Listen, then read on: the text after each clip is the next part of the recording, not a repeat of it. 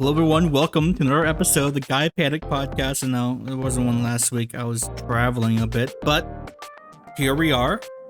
And you probably know what's been in the news. I know what's been in the news. It's been like a 2-week just struggle session with the Trump administration, especially the Department of Justice. We're doing a lot of stuff regarding the Jeffrey Epstein case. Now, we'll just get right into it. So, like, okay. Jeffrey Epstein, who was he? He was some, like, finance, hedge fund managing rich guy, right? He made money doing the fake things people do to get money, right? And he had lots and lots of connections. And he also had private islands, a specific private island, Little St. James. And he had a cool airplane that was nicknamed the Lolita Express. And basically, he had purchased underage sex slaves to go service him and his buddies on his private island and on the plane probably too, right? And he would do that not only to like entertain them and earn their good graces because people he was with were also horrible, but also to like maybe also blackmail them. It was just really gross stuff that rich people get up to because they're bored and are horrible people. Anyways, but around like 2019, he was arrested for all that crap and was going to be like tried, but he killed himself in prison. And because he quote unquote killed himself, the case got dropped. Everything was sealed. Bye-bye. And then later on, his affiliate Ghislaine Maxwell was also actually tried, and I think is she in prison? Is Ghislaine Maxwell in prison? Sorry, I'm doing some live googling here. Yeah, she's 20 years in prison since 2022. So yeah, yeah. Okay. So, did Jeffrey Epstein kill himself for the sake of news and legalistic integrity? You're supposed to say yes, but there's so much like just shit surrounding the entirety of him killing himself. Like, apparently he had tried to hurt himself before, and when you do that, they don't put you in a cell with anything to harm yourself with. That's a thing they can do. The guards just weren't paying attention to his cell right when he did it. And the coroner report, the guy was apparently also some people don't find him trustworthy, or that he people had found there's like conflicting investigations into what could have caused his death, if it was asphyxiation or not. Regardless, no one believed that. And back in 2019, 2020, around COVID, and the Trump administration, everyone was just full on like this guy was killed by the deep state to prevent him from ratting anyone else out. Because lots of powerful business leaders and politicians were on his plane and his island, right? I think most people can usually assume people like Hillary Clinton and Bill Clinton, and then also like Stephen Hawking and Donald Trump and a bunch of other rich people, right? Rich and powerful people. So then that's just in the back. That's just in the back of everyone's mind, right? And there's like a concerted right-wing push, a full-on like MAGA 2.0, like we need these files released, right? Because there's one thing that like the MAGA QAnon types back when they were relevant, at least, love. It's like fighting international pedophile rings, right? It's combating them, right? There's that stupid movie Sound of Freedom where the guy decides to fight pedophilia by committing it, but not going. It's just that's a stupid movie. Like it's they focus on so much, right? They had all the conspiracies where it's like Wayfair was selling children Balenciaga was doing horrible shit. Everyone's a pedophile. That's their brains, right? And like, it's basically pure paranoia because there are like international groups that try to combat actual like horrible child like slavery like this, and those guys don't join those. They instead stay on Facebook 24/7 and talk about like made up shit instead of the real stuff, right? And probably actively endangers the real stuff. But you know, if it's an easy thing for them to focus on, for right wing like MAGA Republicans to focus on, because it doesn't mean they have to care about real people. They have to care about imagined children, right? Because everything else, everything real in the world that they could care about is complicated and gray and messy, and their brains are the brains of like stupid dog people, so they don't like that. They have to instead make up a black and white conflict to focus on, even though there are plenty of black and white conflicts, but you know, black and white conflicts that aren't real is what they focus on. Anyways, so they obviously see all this Epstein shit and they go hog wild on it. And one of the things they had heavily focused on was trying to convince Trump to, like, once he gets in, release everything about the case, dig up everything, and get every single person's name who was affiliated with this man and went on any of his plane trips or ever went to his fucking island, and put him out, right? That's what people mean when they say the Epstein Files, right? Or logbooks or whatever, right? Just names. Just names, because you know there are names, right? Fucking somewhere. Anyways, so Trump's in office, and they make one, like the Department of Justice, led by Pam Bondi, made like an early push to say, like, we released documents from the Epstein Files in these cool binders. I had an episode of this podcast earlier this year with that photograph of like conservative influencers, right? Like libs of TikTok, that gross Leia, what's her name, Chaya Rychik, that lady, and like Mike Cernovich, who is now like a semi not Trumper because of this whole thing and other things, right? Like these stupid conservative influencers that no one who's not like a wonk knows about, held up these things and saying, look, we got the Epstein Files. And it turns out all the stuff that was in it was like shit that like was publicly known or available back in like 2021, just not through the DOJ, but through like other stuff, other sources. So like it was just not like a real dump of anything. But now, the I think the real cover up, the real like issue started. If I get my timeline here right, it starts back in March when Pam Bondi, Attorney General, was like still getting more heat about not actually putting anything new out about the Epstein Files.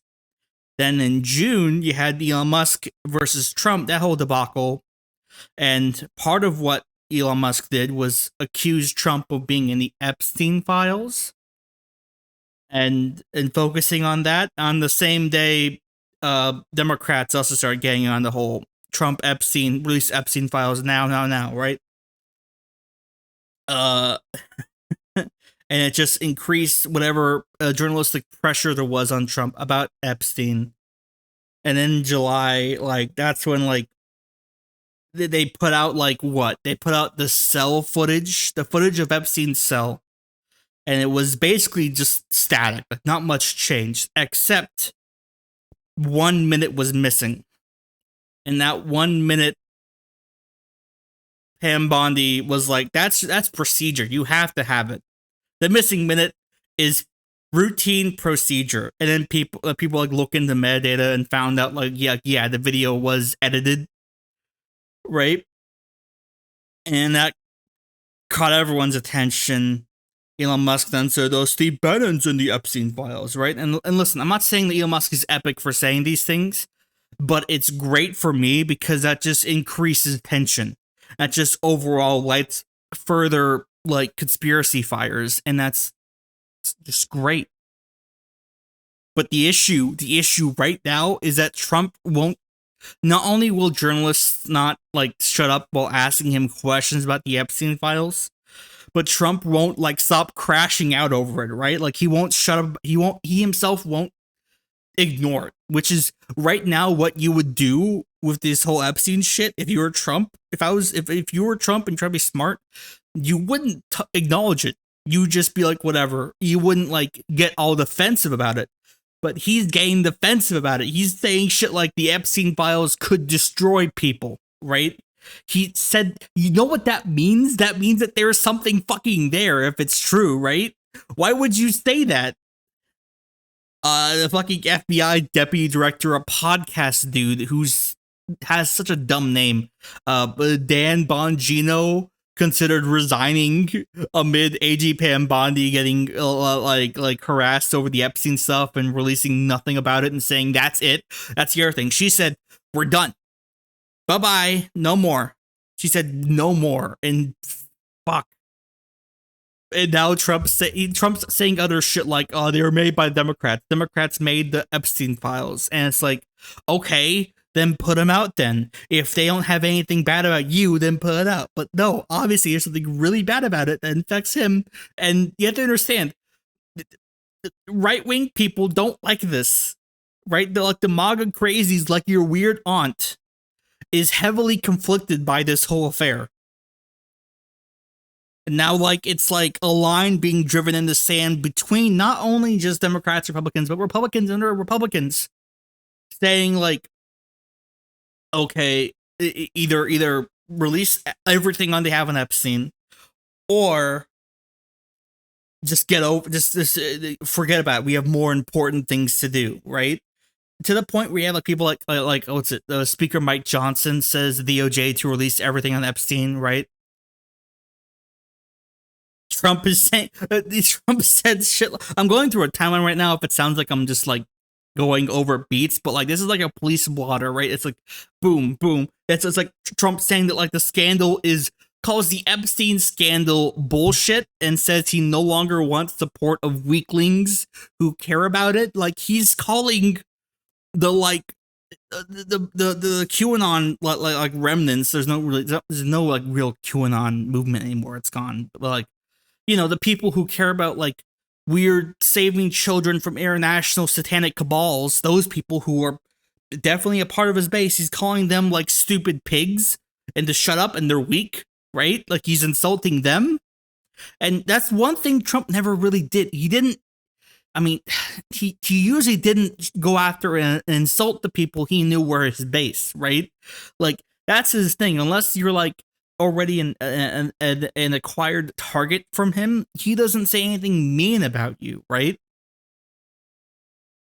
What else? The Justice Department fired the the New York federal prosecutor Maureen Comey, who played a part of prosecuting Epstein and Maxwell. Like they just fired her. I wonder why. And then like the most recent thing in terms of all this Epstein crap is the Wall Street Journal put out like a new piece on Trump and Epstein where they revealed like stuff from like letters they sent each other, and they were supposedly a body letter. I don't know what the fuck. Okay, listen. I think I have a good grasp of the English language. What does bawdy mean? It means indecent, lewd, or humorously coarse, often in a sexual way. Okay, so they sent like little gay letters to each other, which, okay, so the note reads as such. Assume it's like, okay, there must be more to life than having everything, the note begins. Donald. Yes, there is, but I won't tell you what it is. Jeffrey. Nor will I, since I know what it is. Donald. We have certain things in common, Jeffrey. Jeffrey. Yes, we do, come to think of it.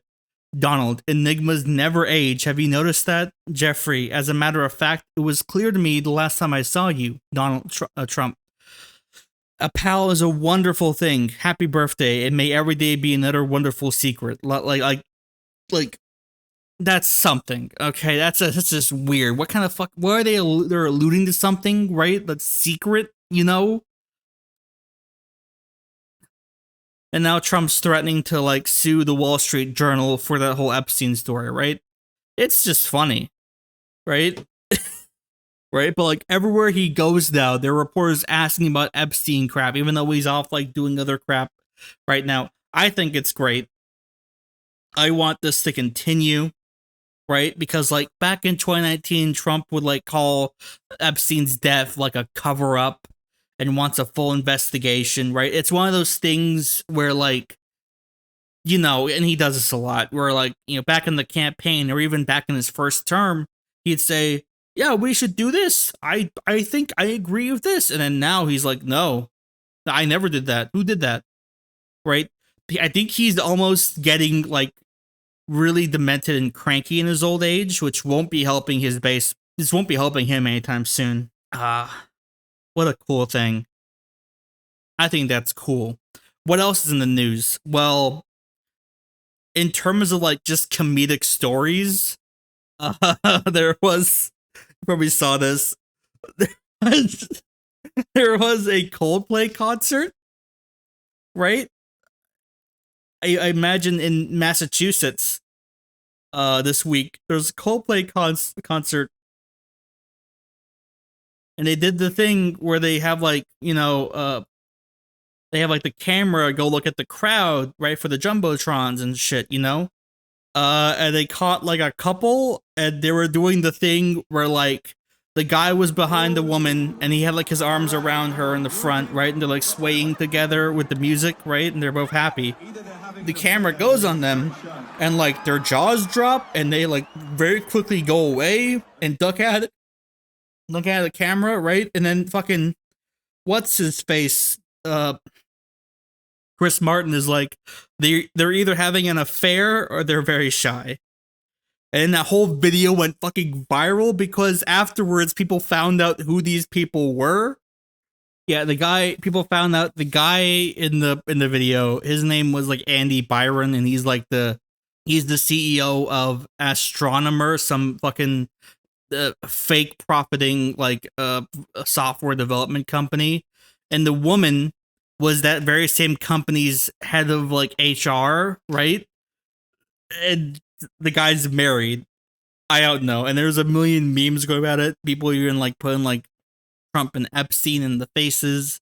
It's just a really funny thing. Okay, we need more funny things nowadays. Okay, besides other crap. You know, what else happened? Stephen Colbert's stupid shows getting canceled. Listen, was the Colbert Report good? Yes, it was good television, right? It was also back when it was very easy to be funny while talking about politics because you had cool targets, right? Like George H.W. Bush and John McCain, right? I think the Colbert Report's pretty good. Now, should you go watch it? I don't know. I mean, it's not gonna be relevant to anything. You'll get like if you don't know, okay, shit.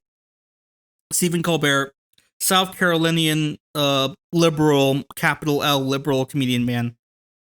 He did a segment on The Daily Show, the Jon Stewart run of it. Then he did his own show, the Colbert Report, and then he took over the, what's it called? Is it called the Colbert late night show, the Late Show? I don't watch like late night TV, right? I don't do that, but I know about it. I've seen a million clips of it, right? But I've also did used to watch the Colbert Report, you know, with my like relatives, and one of them, the whole gist of the Colbert Report and Stephen Colbert's character was that he was trying to be like his own version of Bill O'Reilly, right? Like a conservative, epic news reporter man, which I'm pretty sure is dead now, that whole concept, because I don't think normal people watch cable news like that the same way, except for like really old people like Gen X and above. They watch the cable news for opinion segments by people like Sean Hannity and shit, but like people below that age don't really do that. But you know, that was his thing, right? He would espouse conservative ideas in a satirical way that made them sound really stupid and dumb. And it was a pretty good show. He'd have on like guest musicians and all that shit. You know, I thought it was pretty good when I watched it back then. But afterwards, he got the Late Show, and that's when he started getting very earnest.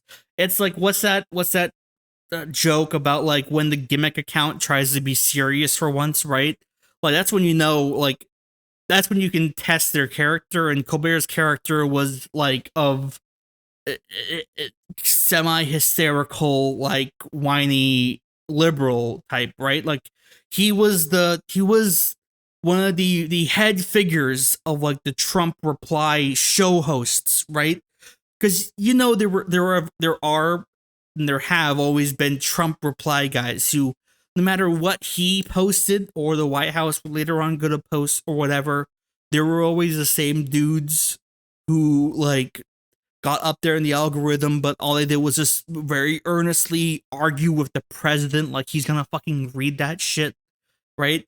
I mean, now it's dead because Twitter now just lets you get in the top if you have the blue check mark and you ask Grok if it's real or not, right? But you know, that used to be a thing. Well, Stephen Colbert is that version, except for like a giant, well-produced late night talk show, right? And he was like trying to be funny in like the lame talk show way, like you'd know if like what's his face, Jimmy Fallon, right? And he would get like very serious about like all the efforts to like impeach or assault Trump from like the legal aspects back in his first term. And then in 2020, I don't know what the fuck he did, because at that point I had assumed he was just annoying and wouldn't even glance upon what he does. And then to now he's just doing the same shit. I do know he did the cool clip where he did Skibbity Biden. And when I saw that, I think I might have like had some form of like aneurysm, because I was just so shocked in how stupid that was. But now his show is gonna be canceled in about 10 months. And they say it's purely a fiscal thing, and I think that's probably true. But it is also really funny to imagine the Colbert Late Show is getting canceled because he's just not entertaining anymore, right? When your goat is washed, should be the subtitle on my channel. In the meanwhile, if you want like late night politics reporting on a much more consistent scale and a much more professional scale than anything I could ever make, I'm pretty sure, isn't Jon Stewart still doing stuff? He was doing stuff for the election, and he did some pretty good stuff. I'm pretty sure he's still doing The Daily Show right now. He has like a cast. Yeah, he still does some stuff, right? He's gotten a lot more active ever since he finished all that firefighter stuff he was doing with the whole New York firefighter crap. Anyways, so yeah, we had that. Oh, one last Trump thing. I know you guys love all the Trump stuff. One last Trump thing, okay? They had there's a new video. There's new footage, a new angle of the Trump shooting, and you see a lot of people move around, right? And he's on the ground, and everyone's crowded around him. It's like from like right underneath the podium, looking up, and like the real problem with it, in my opinion, is how the whole crowd isn't running away, which is kind of weird. They're all just still standing there, I assume. I mean, I guess they all did stay in there. Okay. Yeah, so there's a new video of a new angle of that Trump assassination attempt. The one with the fucking, the weird, like, gross guy doing it with the glasses. The little, like, genetic reject who did it. What's his name? Reed Hardy Oswald, that guy. And the thing with this video is that, like, there was a crane above Trump with the American flag, right? And as they, like, get him up to go do the photo op, right, which they're all standing still for, like, it was so fucking set up watching that shit, because, like, they aren't moving, they're standing still, and he's doing the arm wrist thing, and that's when the crane above them, then almost on cue lowers the flag. We are getting conspiracy pill here, folks, okay? That shit as far as I'm concerned, was fucking staged, right? They had to have a body, so they chose some random dude who turned out to be a firefighter and father. He was a sacrificial lamb for Trump to get a cool PR moment that probably did help him get elected. How awesome, right? Is too coordinated. It's too coordinated to not be real. What else happened on Twitter? Oh yeah, Elon put out another Grok feature. You know what Grok is? It's some. So the word Grok it's a Hitchhiker's Guide to the Galaxy reference, right? Remember that stupid book you read as like a teenager? You thought this is the height of freaking comedy, and you realize that everyone else thought that too, and they were also on Reddit in 2015. And then you learn to stop assuming that's the height of comedy. It's a charming book. You should read it. It's pretty good, but like it's the kind of book your like annoying elementary school science teacher thinks is freaking epic. So does Elon Musk. He thinks it's freaking epic too, right? He named his AI after that, his XAI. And by the way, Twitter isn't Twitter. It's owned by his XAI company. The whole company is XAI. That's his whole goal for it. He put out Grok 4.0 or some shit. I don't know.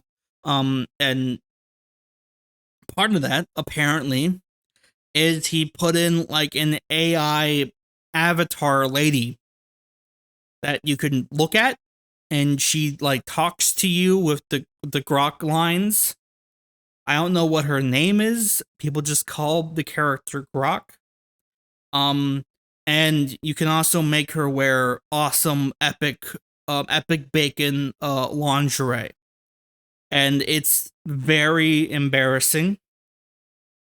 And I don't know why the guy Elon, who's so obsessed with birth rates, is putting out like new anti-nerd like goon material with AI dating services in his stupid Twitter app. That's cool. So what else am I going to talk about today? Well, what happened? I watched stupid Superman. I watched that movie, and apparently that movie is actually quite topical. Yeah, it's kind of blatant. You can't really like ignore the political aspects of Superman, right? While the movie itself is still very much focused on like the character Superman and what he would have to deal with in a modern cynical society, right? As opposed to Zack Snyder's version of Superman, which I'd also rewatched recently, Man of Steel, which is just like, what if Superman was epic and he had to consider the fact that people would think he was God because he's super strong and can fly around and stuff. And what if his stupid Chungus dad said, "No, don't save me. Let me die horribly." Because then you aren't, because then you can't show that you're Superman and reveal yourself because you're too different and it would scare people. And they do a lot of shit in that fucking movie where it's like, you answer the question of, are we alone in the universe? There's aliens. Are we alone in the universe? And it's like, what the hell was Zack Snyder like smoking that made him think this was freaking so introspective? This is so deep, man. You know he was gassing himself up writing that shit. Anyways, back to the James Gunn Superman. It was pretty good. While I think maybe probably the weakest character in the movie was Superman himself, because there's been so many interpretations of the character that like there's just a lot of stuff that like you can just always assume of him. I thought that overall, like, the movie was very good. The side characters were a lot like more interesting to me. I think James Gunn does side characters like not like movie side characters, but like comic book universe side characters much better. You give him a group of like dumb freaks, and he usually turns them all into really like nice, likable, interesting characters that you would totally want to see more of, right? He did that with the Guardians of the Galaxy, which before that movie came out weren't like a majorly popular part of Marvel, He did that with Suicide Squad, the good one, the good movie Suicide Squad, not the shitty one with Jared Leto in it. And he did it with this movie, with the Justice Gang, which is like the proto form of the Justice League, starring, well, there's one mainstay, Hawk Girl, but there's also two others who people don't really know too much about. There's Guy Gardner, a Green Lantern, but like, what if the Green Lantern was just kind of like a dick? Was just kind of like a pompous dickhead, but like the kind of pompous dickhead you can learn to like. You know, I like those characters a lot. And Mr. Terrific, who, if you didn't know, another comic book movie dumb shit. He again, actor's name Eddie Gallagher. I don't know his name. Fuck, Eddie something. He played like one of the mutants in X-Men First Class. The one mutant who is like, my body can adapt to anything, and he is like the first one that gets killed.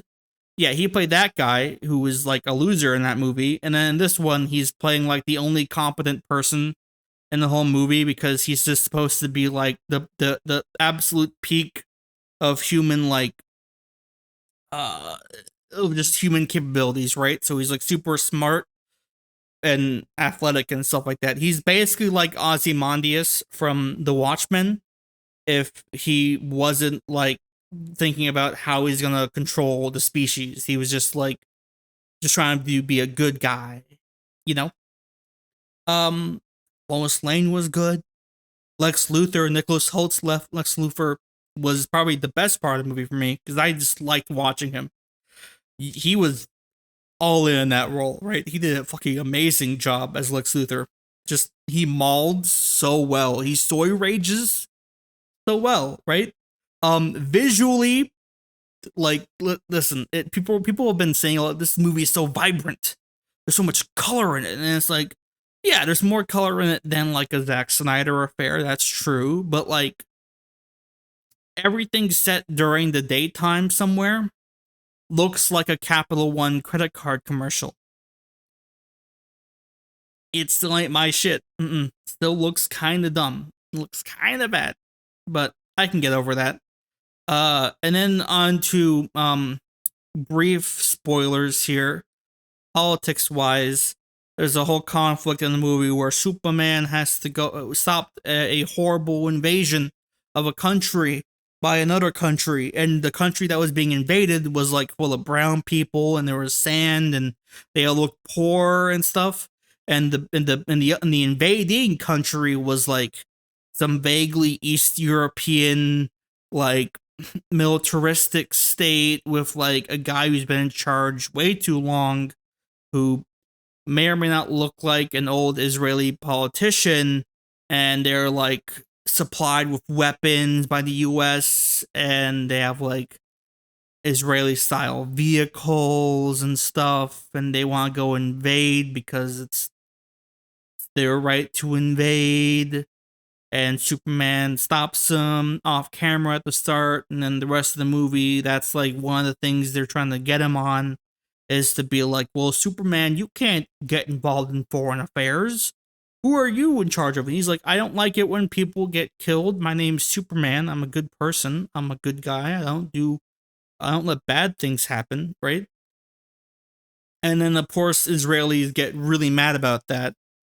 I don't think this movie didn't like go hard on enough to be like a movie you could say was full throatedly like pro like Gaza or anything like that. But I liked it. It was a bit more of like honestly, I know like superhero movies do this shit where they just like make up a country to have like all this insane horrible shit happen to, right? Like the Avengers did with that stupid country they got lifted out of the earth and then dropped down again, right? But it was at least like a more believable conflict that Superman would probably try to get himself in the middle of, right? Lex Luthor is more Elon Musk-ish and is an insane hater. I don't know. It's a good movie. It's a good time. Should definitely go watch it. It's a movie that like tries to tell you to like just be a good person. Being a good person is cool, and it makes you feel good. You know, I don't think that's a bad thing to put in your superhero movie. I think the gun was loaded, as the kids say. Um, but yeah, I watched that, and that's cool. And I can, it's news. I can't talk too much about it because of spoilers or some shit. It's definitely gonna be better wherever the fuck Fantastic Four is. I'm not gonna go see that shit. It looks so stupid. But what I also finished recently is The Sopranos. Yes, over like the last month or so, I've just been trying to like finish that show when I can, and I've done so. And I think you can agree if you've also seen that show.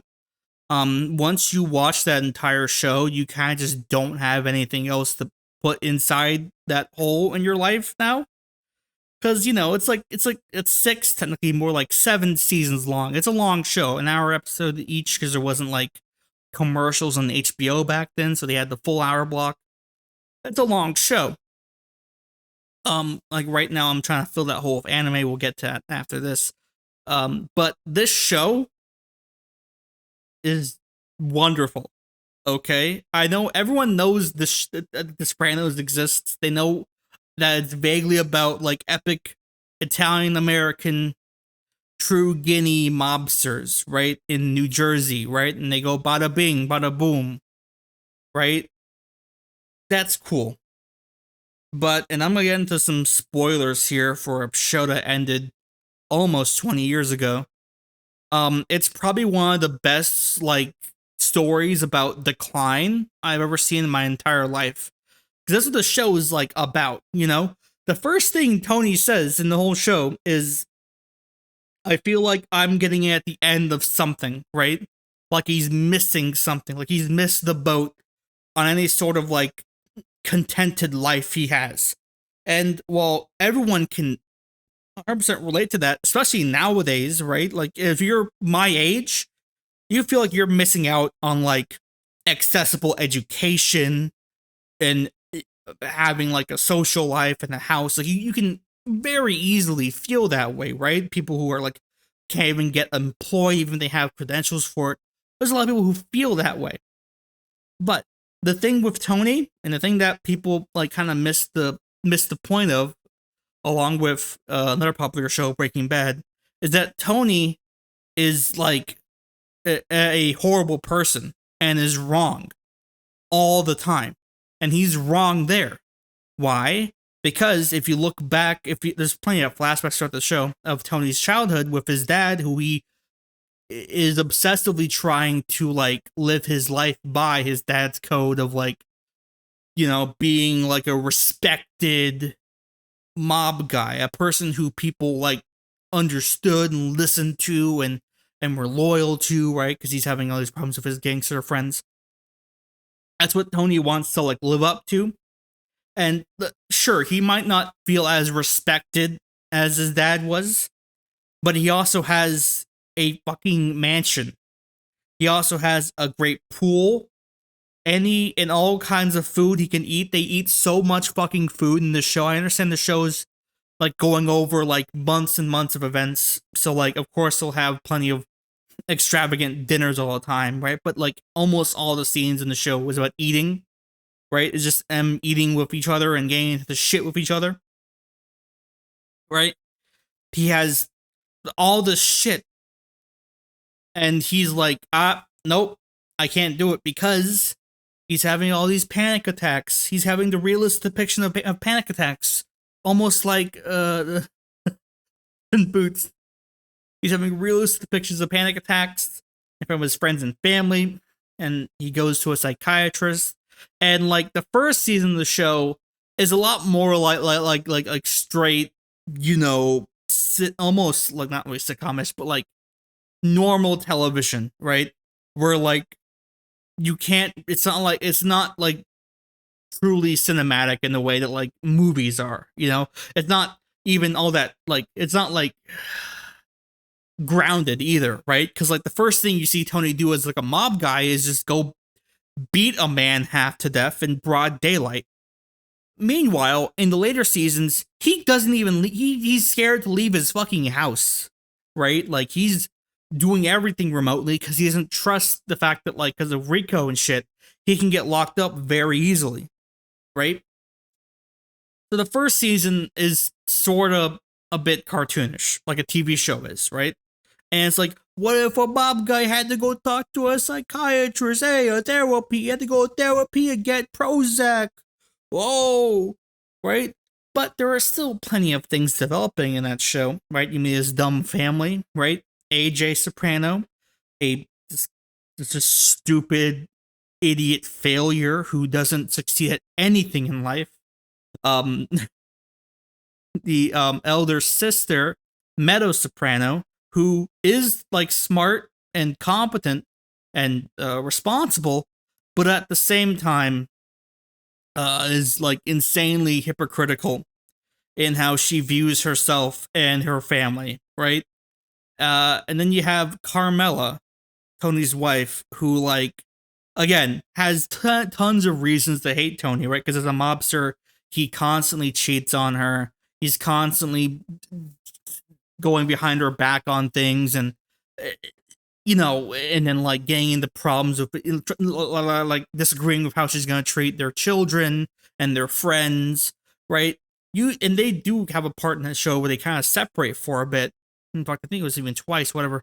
Um, but like at the same time, she loves her lifestyle, and she does a million things to try to absolve herself of the guilt of her lifestyle.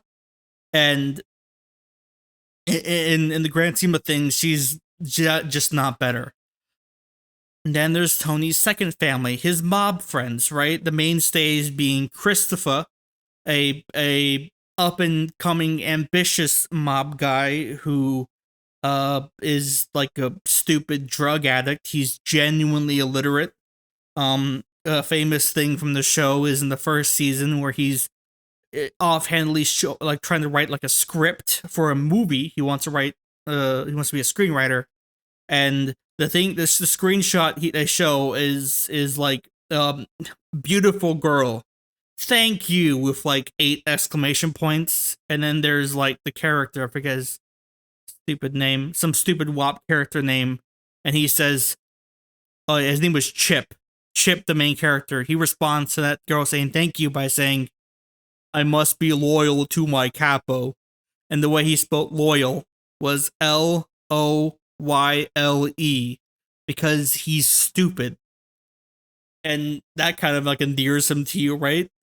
And there's Paulie, who's like a stupid clown mob guy who like is just not what anyone wants to be because he's just like eccentric and lives by himself and all that shit.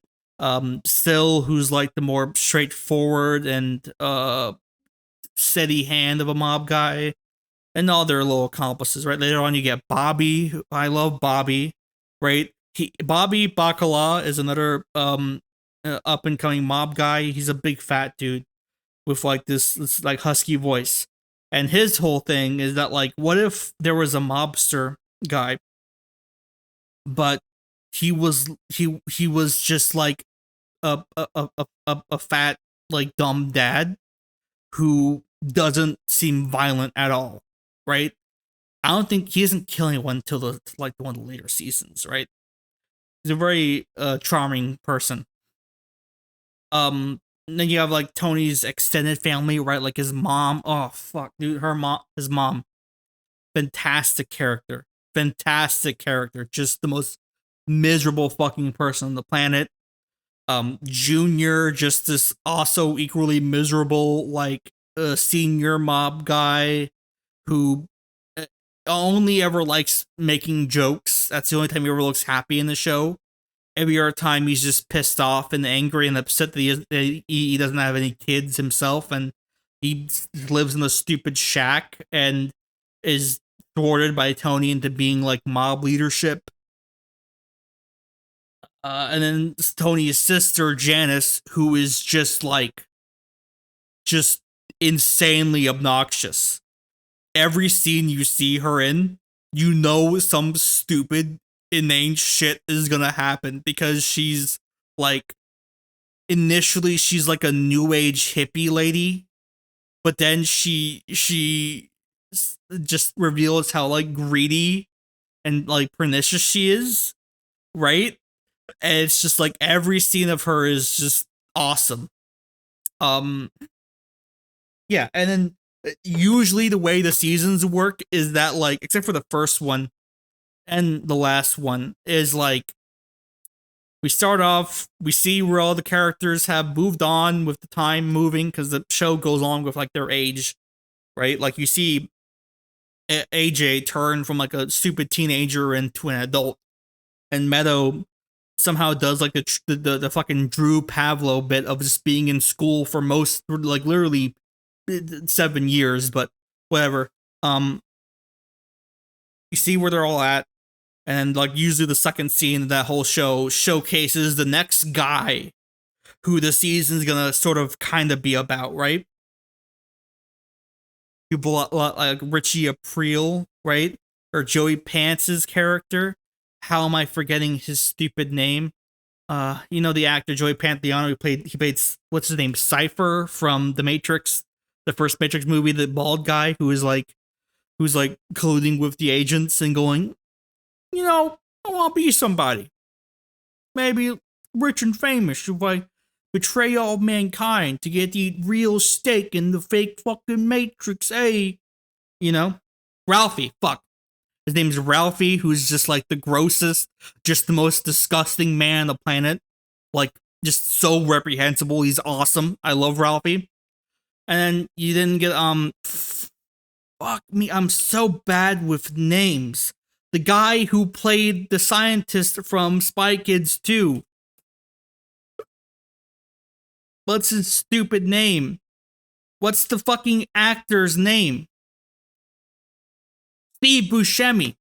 Fuck me. Steve Buscemi plays Tony B. Tony Soprano's cousin, who he treats like a brother. He shows up in another season, right?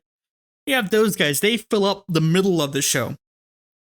And each succeeding character becomes just another fucking horrifying problem Tony has to eventually deal with. And doing so makes him much, much, much worse. Just such a worse person, right? Because Tony's whole conflict is that he wants to convince himself that he's a good person, because he's not. He's a fucking mobster. He does horrible shit for money, right? But he goes to his therapist, and initially he's like trying to explain how, like, listen, I'm doing this and trying to do things correctly. Can you see where I'm coming from here, right? He has to deal with his kids and his wife and his job and his several mistresses who each are all equally like awful in their own right, you know? God, it's so fucking good. I can talk about this way too long, by the way. But just to get on with it, here's like the major Sopranos spoilers. If you haven't seen the show, just go watch it. It's that good. It's that good of a show. Just go watch it.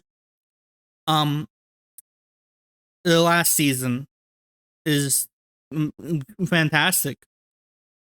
In how, like, it's just Tony gets shot by Junior and in his like demented haze, and then Tony goes, after he gets out of the hospital after going for that crazy coma where he lived someone else's life on accident.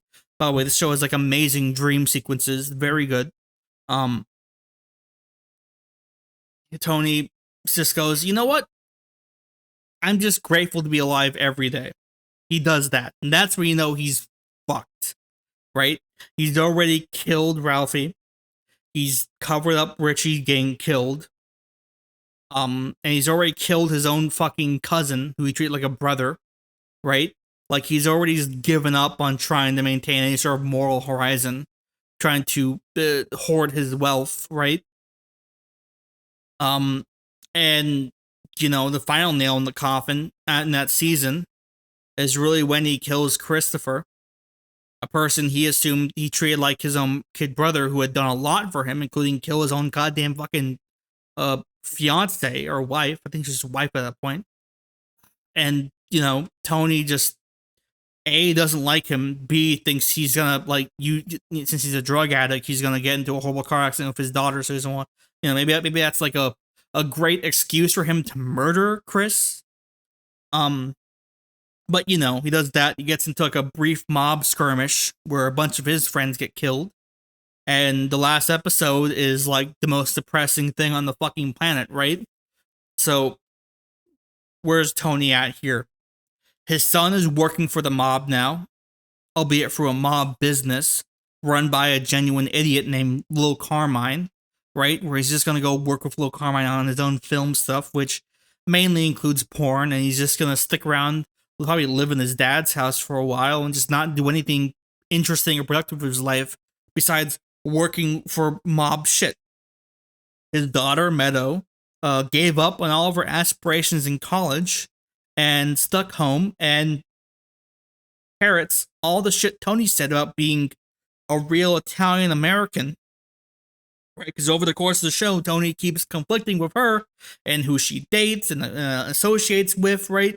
And eventually she starts becoming a lawyer, and she wants to become a lawyer that essentially works with the mob. Like, she's going to become a mob lawyer, right? Instead of a doctor or something like that, right? And you can tell Tony fucking hates that, you know, because he wanted her to be at least be a good person, but now she's not. Carmela is right back where she started, even though all of her friends, so many people die in this show that, like, there's a whole gang of widows in this show. Christ. And she's just kind of just given up on trying to do anything different besides just stick around with Tony. Yeah, in this last episode, Bobby's dead, so Janice is gonna have to raise Bobby's kids and her own kid. She married Bobby in the 5th season. And she's just gonna turn into her and Tony's mother, just this psychotic, angry woman who hates having to deal with her children and doesn't like anything anymore because it just gets worn down over the course of the show. Junior, it spent most of the goddamn series trapped in his house, bitter over losing his power to Tony, dealing with this court shit and having to, like, fake being, like, medically disabled to not be in prison. And he slowly becomes more and more demented. He gets dementia to the point where the last time Tony goes to see him, he doesn't fucking recognize him. Right? This guy who had tried to kill Tony, like, on purpose once, and then on accident once, and then sometimes even conspired with the possibility of killing Tony, you know, is now just this husk of a man, right? And if you think about it, Junior is like a mobster who won, you know? Hey, he lived till old age. He didn't get shot. Look where he's at now, in a disgusting, dilapidated building. All of his money's gone, and he's just a fucking confused old man pissing himself. That's cool. Tony gives up on his therapy and just said, and after his therapist, he didn't give up on therapy. Dr. Melfi gave up on him, said, we're done, because she finally came to realizing that, especially after getting shot, Tony is just doing therapy with her to get, like, life advice for his business that he is going to continue to do and continue to do horrible things with, right? And she starts thinking, well, this guy's he's just using me. She finally gives up on that. Also after realizing that, like, the thrill of being this, like, vizier to a mob guy isn't interesting anymore. Yeah. And the last scene of the show, which everyone focuses on or knows about, it's famous, is, you know, Tony going to a diner with his family. They're all meeting up together.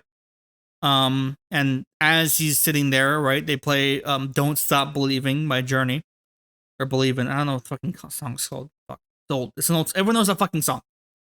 Playing it, he's sitting with his family, and he's looking around a lot, and you see all these people who look like either cops or hitmen that you've seen all throughout the fucking show, right? And then it just cuts. And people have interpreted the scene a million different ways. And it's either like, okay, did Tony get killed? Is this the last thing that happened before he got killed? Like, just went blank and then he's dead, right? Because there are a million people who would have wanted him dead at the end of the show from all the shit he did, right? Or is it what I think it is? Just a cut to, that's all, folks. Just have Porky Pig come out of a big circle thing and say, that's all, folks. Might as well fucking do that. Because at that point, the show had essentially shown you every, like, variable of being a modern mobster, every, like, type of weird family conflict you could have. And this whole, like, deal with these, like, upper middle class dipshits who have maintained their epic lifestyle at the cost of all of their morality. And the show at that point is just saying, that's it. There's nothing more for us to say. Because you know, that as the audience, that, like, Tony's life will not get better. He will keep living, and it's just going to get more and more shitty.